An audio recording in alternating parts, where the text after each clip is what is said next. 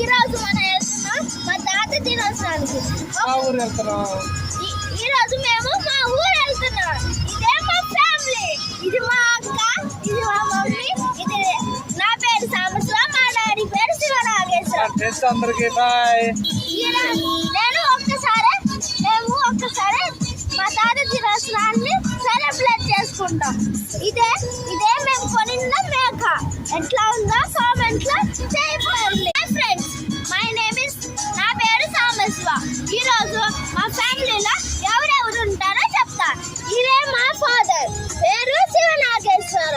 ఇదే మా అమ్మ, పేరు పావని. ఇదే మా అక్క, పేరు ధనలక్ష్మి. లైక్ చేసి సబ్స్క్రైబ్ బటన్ ని కామెంట్ చేయండి.